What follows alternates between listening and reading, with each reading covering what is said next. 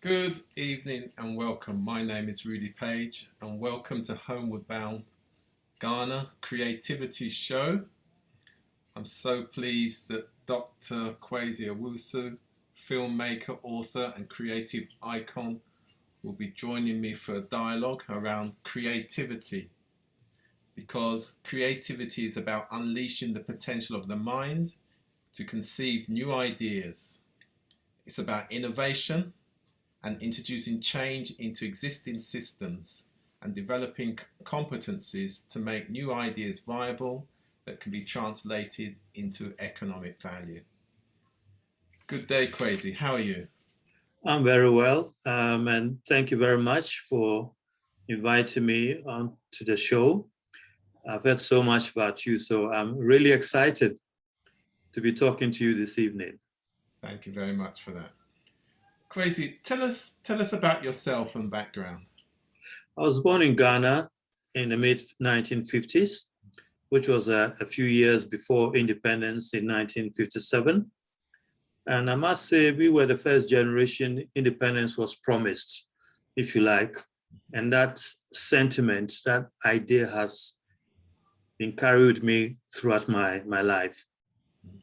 I was born in Sekondi, which is close to Takoradi. That's a twin city, which is a port on the Atlantic coast, and not too far from Cape Coast and Elmina, which was the epicenter, if you like, of the transportation of people who had to leave Africa, were forcibly transported to the Caribbean and to the Americas to work for free.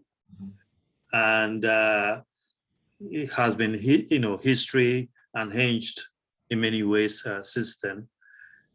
I had a wonderful childhood, playing around with the boys. Football was one of my passions, but I always had some kind of a creative dimension to whatever I did, even though I was, a babe, a baby and then became a toddler and a child. What's interesting is that my parents actually met in London in 1948. Okay. And my older sister was born in London. And then, of course, they came back to Ghana, and then I was born then. So there's a sense in which, there's a very strong African upbringing, which, as it were, is integrated. In many ways, also collides with a diasporan experience, which has colored my enthusiasm for so many things since then. So I went to college in Ghana, at the Sada College.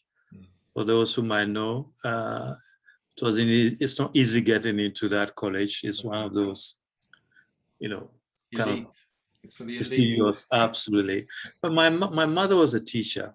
Right, okay. So I actually started school even before, just after I was a toddler, I was in school. You can imagine. Yeah. And my mother also, teachers have to travel around the country a bit. So I also soaked up a lot of experiences from all over Ghana. Excellent. She taught in schools in villages not on the map, as well as the major cities like Accra, Kumasi, Tamale. Ended up in Tema, which was a new industrial city built by Osajifo, Dr. Kwame Nkrumah himself. And that was a really cosmopolitan city before I went to college. Okay.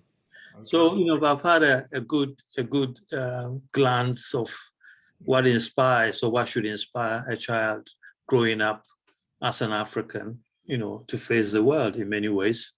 Excellent. And then, of course, college was really, really interesting for me, because it's the sort of place where you meet children from all walks of life, from all classes, and most of them very, very smart.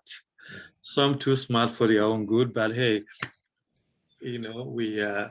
and I'll talk a bit more about my creative endeavor. So, as you talk about that, so when did you first apply your creative skills across multiple sectors?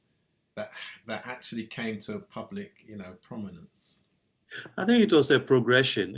From college, I actually was involved with poetry, African liberation poetry. Those were the days when Guinea-Bissau was fighting for its independence.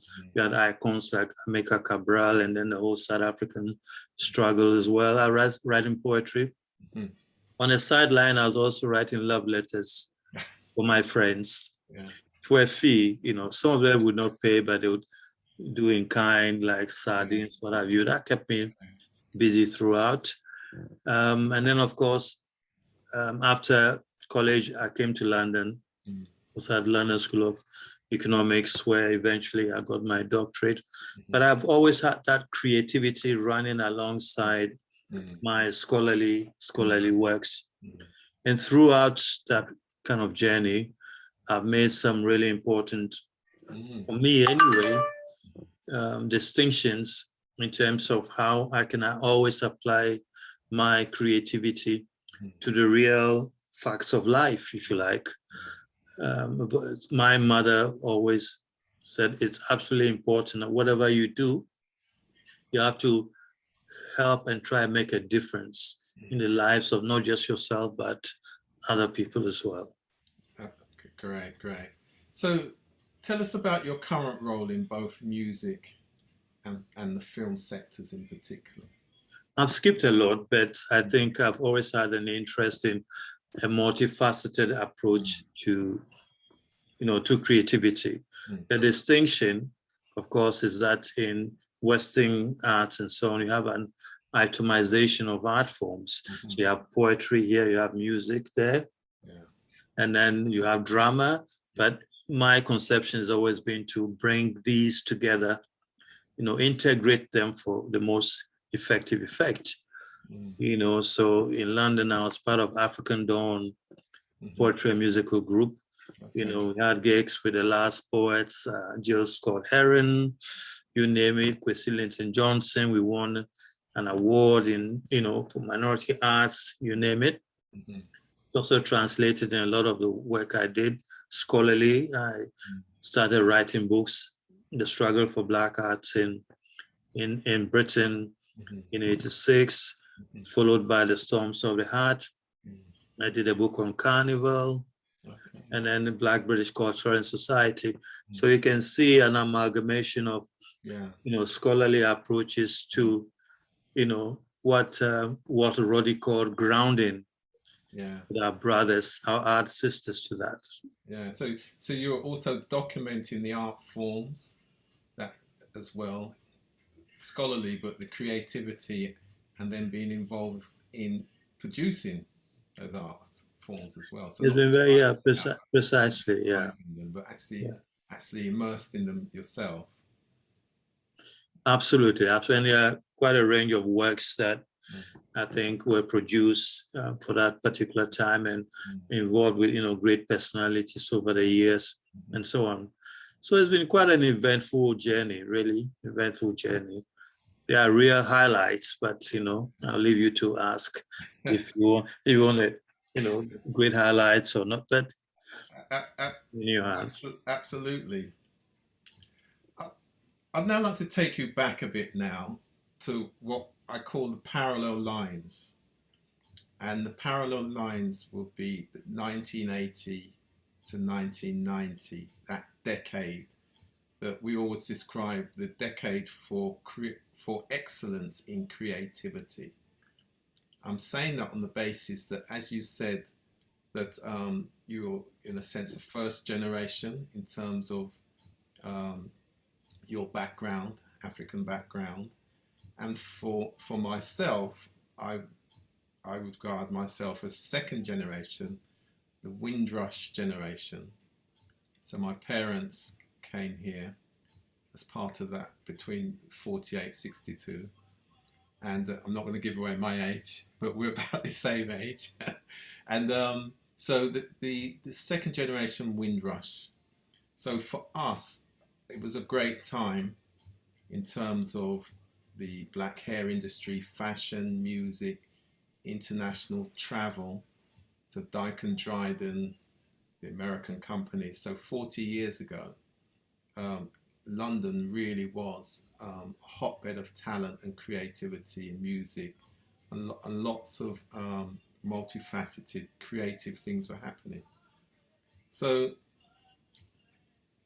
in parallel to that, I know that you were again leading the charge, particularly in the area of film. So, and so could you tell us more about that? Because I'm sure many people will be quite surprised to hear the innovations that you were involved in. Yeah, one of the highlights, of course, was the fact that we more or less became involved with, actually managed the first Black cinema called Electric Cinema on Portobello Road, and actually created a very important platform for the distribution and exhibition of Black films. That was in the mid-90s. Yes. That obviously was pretty exciting, really, really exciting, because what we managed to do was to highlight the wonderful films that had been produced, especially in the US at that time. Spike Lee, John Singleton, Forrest Whitaker, and all of those guys were making some really wonderful films, but you never really ever saw them. Of course, yeah. Definitely absent on British television. And in opening, launching the whole project, brought all of those films to light. And we were connected with the Black newspapers then and the radio stations, The Voice, the Caribbean Times. You had the radio stations. Neil Kenlock and the other guys were doing Choice FM. And it was just wonderful, And that really, I think, was quite a tremendous achievement in many ways. And actually, the Electric Cinema is the oldest cinema in Europe. Really? So you can imagine the focus on. We remember at the time the Electric Cinema. It was a great feat, because people like myself would have thought, that's great. I wonder how you overcame the unseen barriers to even open such a entrepreneurial venture, because you had to be entrepreneurial in order to do that. Actually, I mean, we had to raise a couple of £1 million for that. And don't ask me how we did that, but we did. And it was quite a tremendous achievement in many ways. And of course, I wasn't the only one. There are a few key people who were involved: Paul Buckner, Onyewa Mukatu, and of course, to have the Voice newspaper, Val Makala was quite instrumental in that, Neil Kenlock and all of those guys. And it wasn't also just a cinema, because again, going back to the fusion of art forms, we had great comedy nights there. And I mean, Friday night was sold out, Saturday night was sold out. All those new wave of Black comedians. Jeff Schulman and Jeff is still around today. Absolutely. The whole range of, it was just a wonderful experience, and that had come out of, it didn't come from nowhere. I mean, it had to be developed out of the work we had been doing from the early 80s.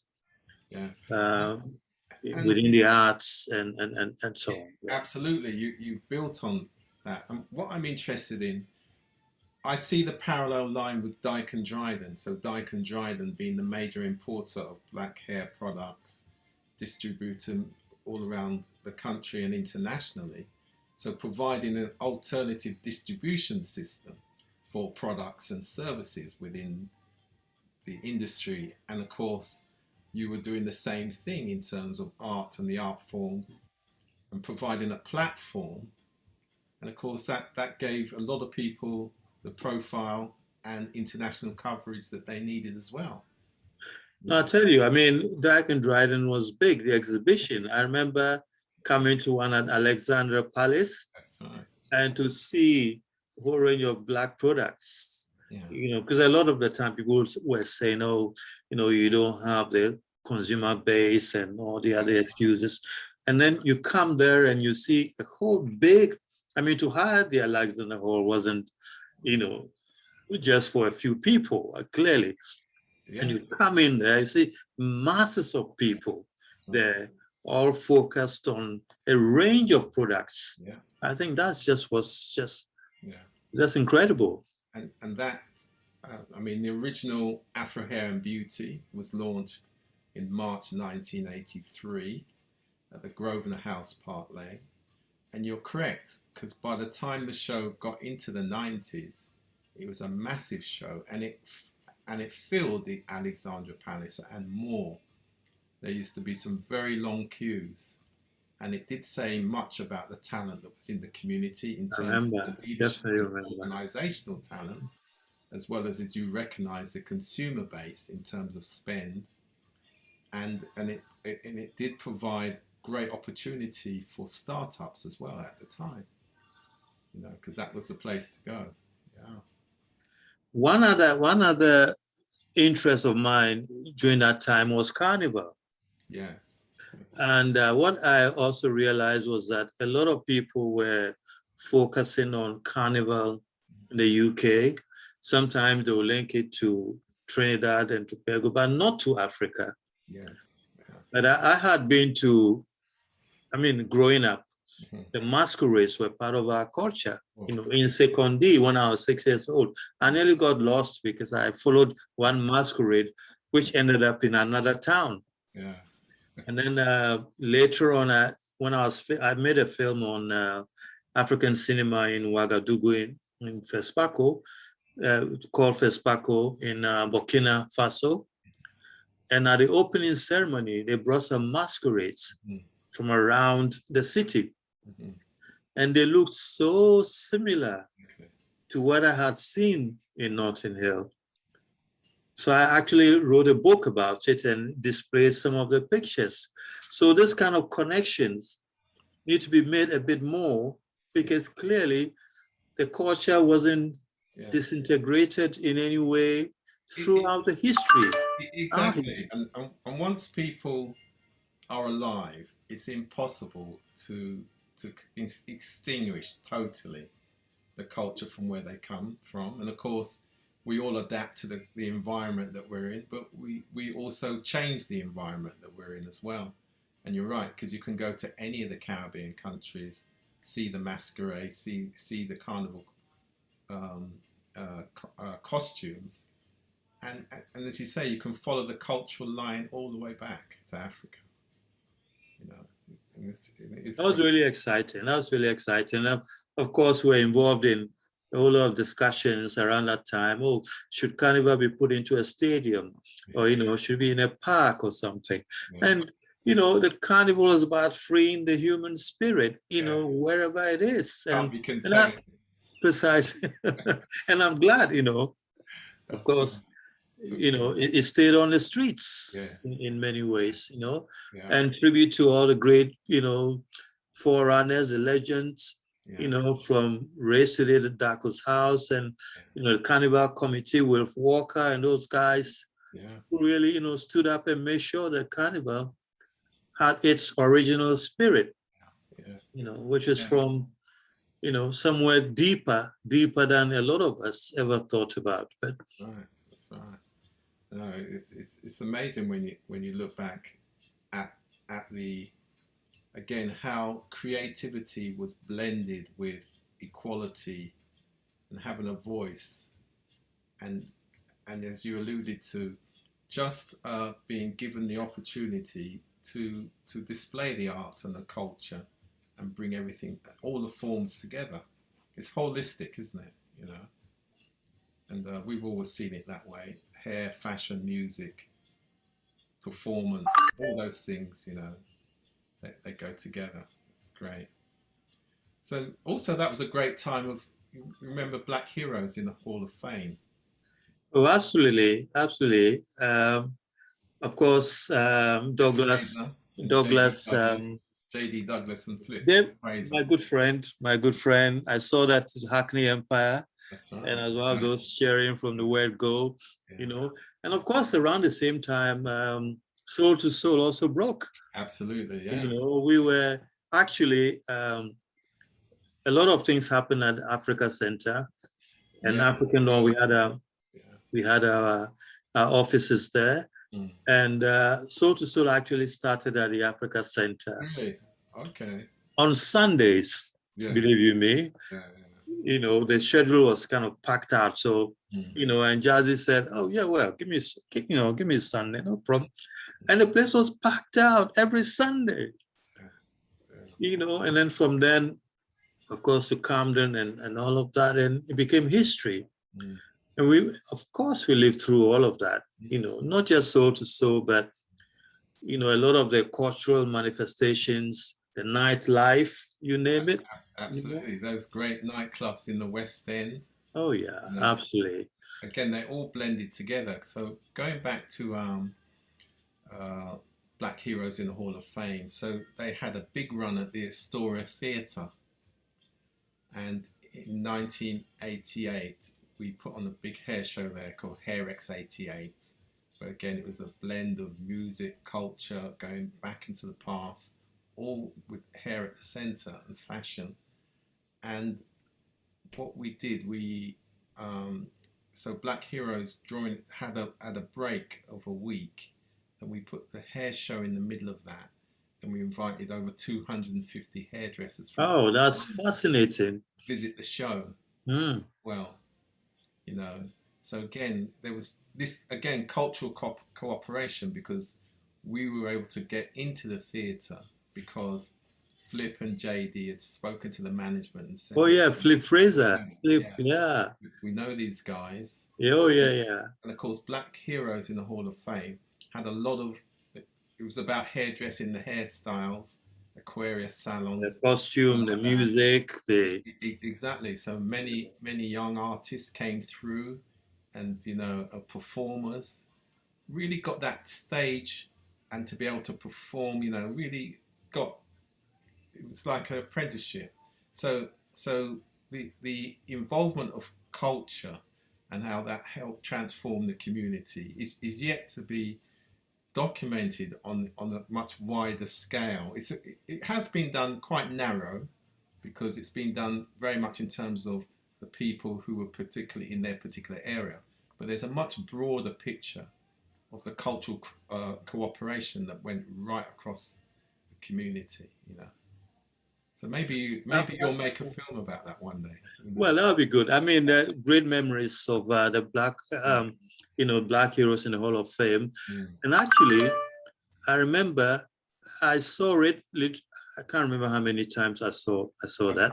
I saw it 11 times. But but there were three historical figures who literally always got a standing ovation. Yeah. And you want to know who they were? Tell me. It was Bob Marley, Yeah. Kwame Nkrumah, Yeah. and Marcus Garvey. Marcus Garvey. And Yasantu as well. Yeah. Yeah. And you know, and I intimately knew, well, literally, I mean, I saw Bob Marley live at the Rainbow, and that's my my call to fame for anybody who never saw Bob Marley live. But they mentioned Kwame Nkrumah, of course, was so influenced by Marcus Garvey, that a lot of the institutions which Nkrumah set up were all literally named after, you know, the names that were given to those kind of projects by Marcus Garvey, like the Black Stars, the football team, the Black Star Line, the shipping line, and a whole range. I mean, Ghana is more or less the Black Star of Africa. Absolutely. And as you mentioned that, in terms of the Caribbean involvement with Nkrumah, of course, the scholars, you know, CLR James, George Padmore, S.J. Williams, you know, Trinidadians were great, powerful, very powerful men of their time in terms of their understanding of history, UK institutions, the Caribbean. So I know Nkrumah spent a lot of time there, of course. Absolutely. I mean, I actually sit on a board the University of Ghana. There's a special chair for Kwame Nkrumah studies. Yeah. And it's always been one of the most important visions to bring all these links together. Yeah, I think it's so important. And as we talk about that now, you see our theme, Homeward Bound. It's all sort of been in my mind because next year it's Ghana's 65th and it's Jamaica's 60th. And it's also Trinidad's, but my interest is really with Ghana and Jamaica. And when I first went to Ghana, I went to Cape Coast and came back through the door of no return. And that's where I've always had this homeward bound, coming from a Caribbean perspective, back, you know, and as I say to my friends, the return of God's children. That's how I describe us Caribbean people. So it'd be interesting just to get your perspective on that whole journey. And obviously you've made it as well, as you say. Oh, absolutely, absolutely. I mean, I have filmed in Cape Coast and Elmina several dozens of times, and for each time, the impact is the same. And any person who goes there and walks through that passage is a changed person. Yeah, definitely. You might not recognize it at first, but clearly that impact, that visualization of what, you know, our people had to go through to be where we are today really puts us a special perspective on a lot of things that we do or have to do. So that, I think, is so critical, and I'm so glad that you are seeing a way of connecting all of this in the coming year.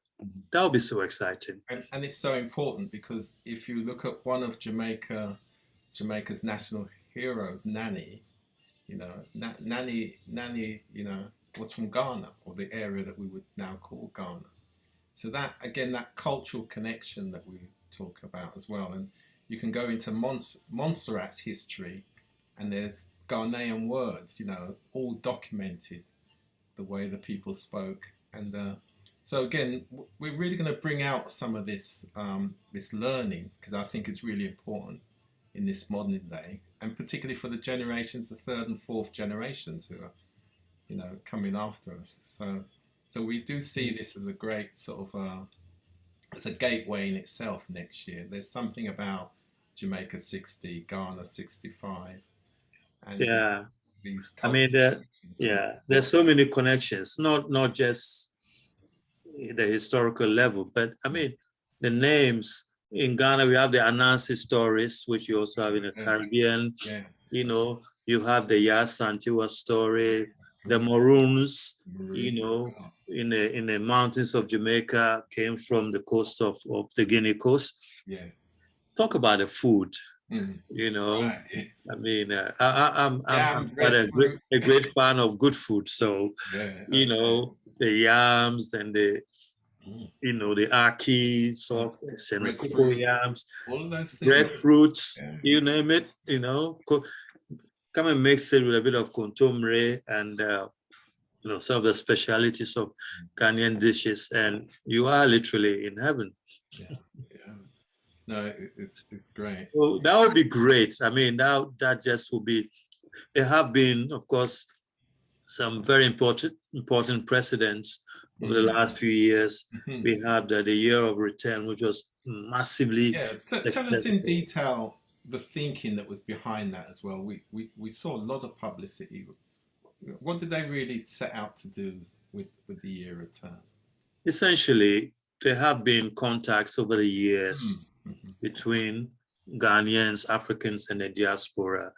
And culturally, it has been fantastic. In 1971, there was this big music festival, the Soul to Soul Festival, which brought artists from the US, like Tina Turner, Wilson Pickett, Les Macan, and all of those guys. And since then, you've had Muhammad Ali come to Ghana, you know, a whole range of other artists. So it was a great opportunity to scale up that whole process. Mm-hmm. And there's so many people from the Caribbean and from the British diaspora and America coming to Ghana. But it is, of course, COVID was not well timed. Well, nobody could stop that. But I think it's more or less we are having another opportunity to scale things up, and there's some really interesting things that can happen, which didn't happen before. I don't know if you want me to go into that now, but I'm all for basically getting it done this next year. Yes. Yeah. Yeah, give us some outlines, because as we're talking about Homeward Bound, I think it would be good to hear about the future. And given in the context, we're in the context of the International Decade for People of African Descent, with its 3 core objectives of recognition, justice, and development. So all these things are linked, aren't they? Absolutely. I think that just for people on a personal level, we can always start with that. It's a life experience. Yeah. You know, instead of booking a flight to Mallorca and, just, add just a little bit and get to Ghana. Yeah. And it's going to be a mind-blowing experience. And when we say a mind-blowing, a learning experience, because you might get over a whole lot of stuff that has been put into your head about what Africa looks like or what to expect. But what you find within all of that is an essence that is true to you. Yeah. You could go to a marketplace and not say a word, and someone will come to you and start speaking to you in Chi and Ga. And that is not incidental. Yeah. They wouldn't do that to some other person who is there. So clearly there is a visual connection that is there. And once you get to understand, there's so much to learn. No, of course, it's not going to be devoid of some of the problematics that Africans are trying to resolve. It's within a real context. But you wake up in the morning, you feel you are in a different place. Yeah, you really feel that. And we need to be able to organize that into a package. Of course, stay in the best places, enjoy the best food. And if you want to go far and develop further and start something or come back, and it is a trip of a lifetime, I must say. Definitely. That journey from Accra up to Cape Coast and all the different communities along the way, that is incredible. Well, you made that one. You made that journey. I've made that journey. Going all that way, all the fishing villages that you pass. You go past Kakum Park, where you have a walkway through the forest, through the trees, and then you get to Cape Coast. What is really special, I think, or what should be, will be to organize a traditional Durbar for all the people who get to Ghana, for them to meet, the cultural antecedents, if you like, cultural traditional leaders, and have a good sense of how you are being welcomed to a place you are taken from, that you've been estranged from, and being encouraged to come back and make a connection. Yeah, no, it's great. It's great. Another area I would like to focus on, which I've been very impressed with what I've seen you do, and this is to how you again bring creativity and communication together. And I'm now talking about your work as it relates to maternal care, the importance of maternal health and the partnership between the traditional midwife and the midwife in terms of the modern healthcare system. How and why did you get involved in that particular area? I've always thought that being creative also means trying to engage and impact, make a real impact with lives on the ground and with families and communities. I actually got involved with a maternal health project, if you like, when I was making a film throughout the country. It was a film on the lives of women who died from giving birth. And we went to a village and I arranged a few interviews. And one very particular woman was very pregnant. She was very striking. I made an appointment with her to interview her a few days later. And when we went back, they said she had passed, she had died. I didn't see any reason on earth why that healthy, energizing, really inspiring woman should have died. And it really, really got to me because there was no other reason other than finding out exactly why women died so easily and so quickly from maternal health. She had more or less got into labor, but had complications and could not get to the hospital. So she died on the way. And there was no way I could not think about doing something. Yeah. So we organized this maternal health project, Mm-hmm. which first of all was to bring awareness. We had maternal health channel television series, Mm-hmm. which became one of the top TV programs in the country. And then we linked up with organizations on the ground, the Ghana Health Service and so on, to really bring a change. Mm-hmm. And that is what we've been doing since then. Yeah, and I think it's an excellent initiative, and we're certainly going to join you and support you throughout next year as one of our signature projects around maternal care and early childhood development. So we're really going to support that, and myself and other colleagues, I should say, who work in and around the health system and have experience of working with maternity services. We really are going to get behind that. But I'm particularly, I care about the traditional midwife. I understand the importance of, modern health care and women in the end, being in the health system. But also there's something about that care, that maternal care of the traditional midwife. I think that's so important in terms of supporting women. So I think it's a great project, and we will definitely be behind Sure. you on that one.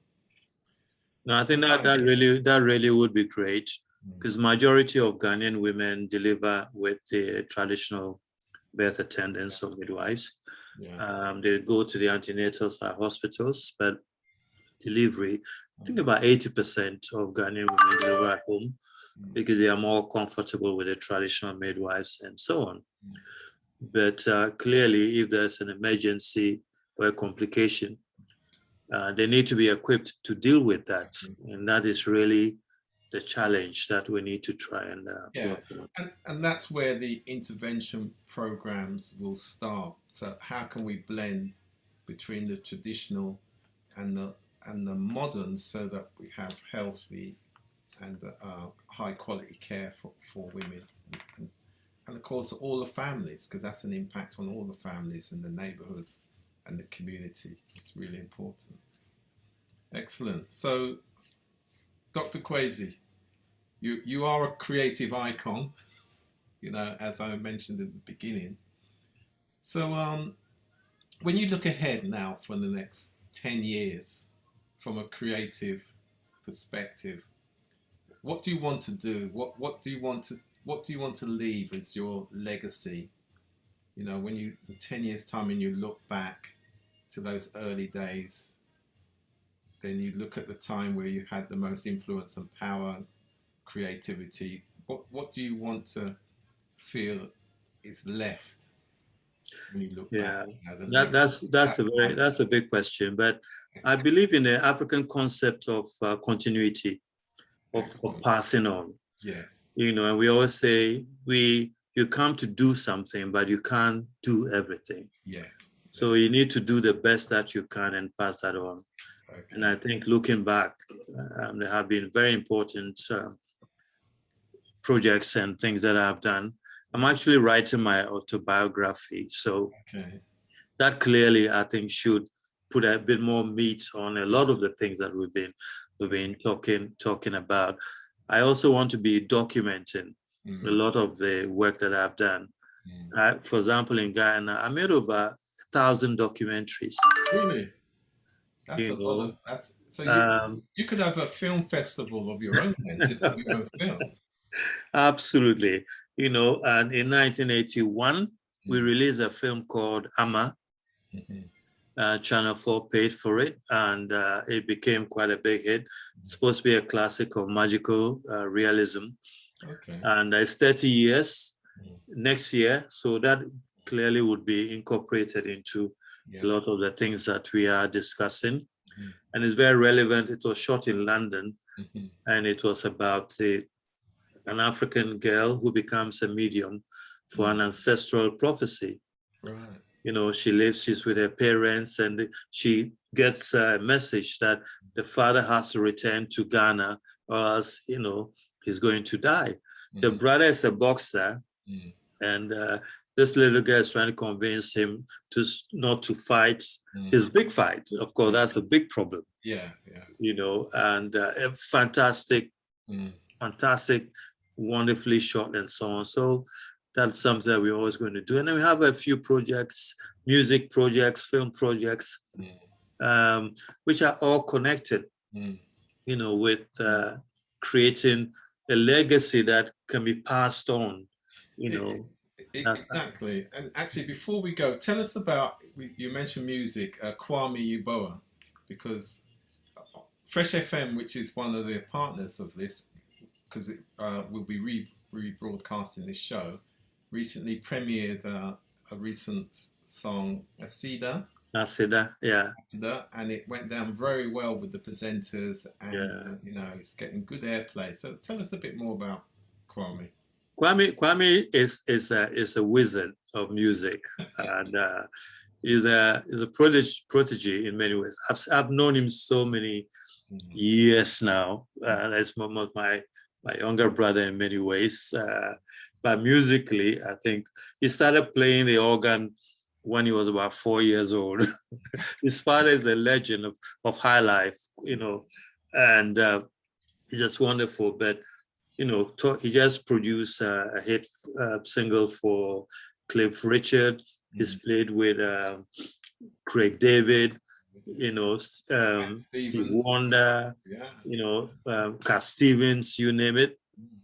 Now he's producing his own stuff under his own name. Played with OCB. Wonderful guy, very, very, very improvisational, very intelligent. He plays, I think, about how many instruments I can't count. He's a great guy as well. Wonderful. Very humble with it as well. Very humble, Afrocentric. He knows where he's from, and very grounded. So I think definitely he should play a part, Rudy, in all of this.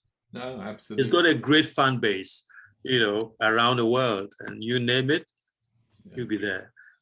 Great. And, wonderful. And it's great to speak with you, because part of this show is about creative entrepreneurs and the importance that, you know, they join forces, you know, combine their entities and operate their business models across the international world. It's a big market out there, blending their cultures, products and services, and providing opportunities and solutions as well. And what's great about this approach as well, it's about being inclusive regardless of people's background and status. It doesn't matter. It's about creativity. It's about talent. You know, and I think it's really important. Great. So, it's been wonderful to be here, and thank you very much. And you look forward to more. Yeah. See you soon. Sure. Bye. Take care. Bye.